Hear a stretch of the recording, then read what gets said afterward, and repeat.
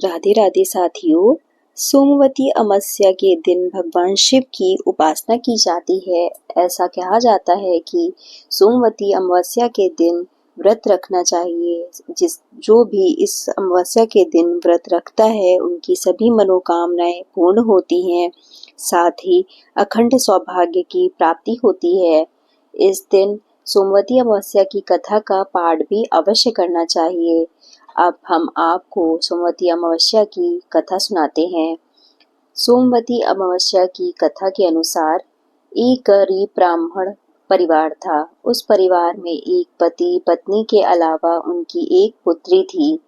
वह पुत्री धीरे धीरे बड़ी होने लगी और पुत्री में समय और बढ़ती उम्र के सभी स्त्रियोचित गुणों का विकास हो रहा था।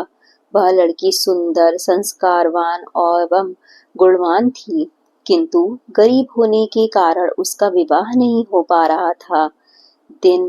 एक दिन उस ब्राह्मण के घर एक साधु महाराज पधारे। वो उस कन्या से सेवा भाव से काफी प्रसन्न हुए। कन्या को लंबी आयु का आशीर्वाद देते हुए साधु ने कहा, इस कन्या के हथेली में विवाह योग्य रेखा नहीं है। तब ब्राह्मण दंपत्ति ने साधु से उपाय पूछा कि कन्या ऐसा क्या करे कि उसके हाथ में विवाह योग्य बन। साधु ने कुछ देर विचार करने के बाद अपनी अंतर्दृष्टि से ध्यान करके बताया कि कुछ दूरी पर एक गांव में सोना नाम की धोबिन जाति की एक महिला न बेटे और बहू के साथ में रहती है, जो बहुत ही आचार विचार संस्कार संपन्न तथा पति परायण है।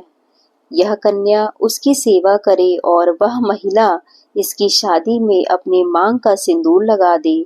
उसके बाद इस कन्या का विवाह हो तो इस कन्या का वैधव्य मिट सकता है। साधु ने यह भी बताया कि वह महिला कहीं आती जाती नहीं है। यह बात सुनकर ब्राह्मणी ने अपनी बेटी से धोबिन की सेवा करने की बात को कहा।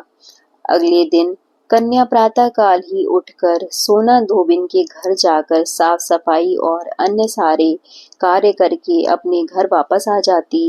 एक दिन सोना धोबिन अपनी बहू से पूछती है कि तुम तो बहुत ही सुंदर हो, सुबह ही उठकर सारे काम कर लेती हो और पता भी नहीं चलता। बहू ने कहा, माँ जी, मैंने तो सोचा कि आप ही सुबह उठकर सारे कार्य खुद ही खत्म कर लेती हैं। मैं तो देर से उठती हूँ। इस पर दोनों सास बहू निगरानी करने लगी कि कौन है जो सुबह ही घर का सारा काम करके चला जाता है। कई दिनों के बाद धोबिन ने देखा कि एक कन्या अंधेरे में घर में आती है और सारे कार्य करने के बाद चली जाती है। जब वह जाने लगी तो सोना धोबिन उसके पैरों पर गिर पड़ी। पूछने लगी कि आप कौन हैं और इस तरह छुपकर मेरे घर क्यों झांकती रहती हैं, क्यों यह सारे कार्य करती हैं। तब कन्या ने साधु द्वारा कही गई सारी बात बताई। सोना धोबिन पति पारायण थी, उसमें तेज था। वह तैयार हो गई। सोना धोबिन के पति का स्वास्थ्य ठीक नहीं था। उसने अपनी बहू से अपने लौट आने तक घर पर ही रहने को कहा। सोना धोबिन ने जैसे ही अपनी मांग का सिंदूर उस कन्या की मांग में लगाया तो उसका पति मर गया। उसे इस बात का पता चल गया था। वह घर से निराचल ही चली थी। यह सोचकर कि रास्ते में कहीं कोई पीपल का पेड़ मिलेगा तो उसे भवरी देकर और उसकी परिक्रमा करके ही जल ग्रहण करेगी। उस दिन सोमवती अमावस्या थी।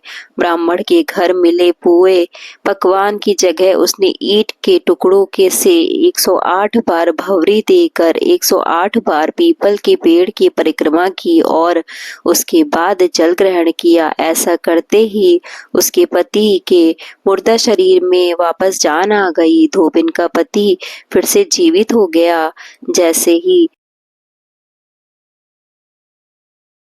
जैसे अमावस्या माता ने उसके पति को जिंदा कर दिया, वैसे ही सबके पतियों पर और सुहाग पर अपनी रक्षा बनाए रखी।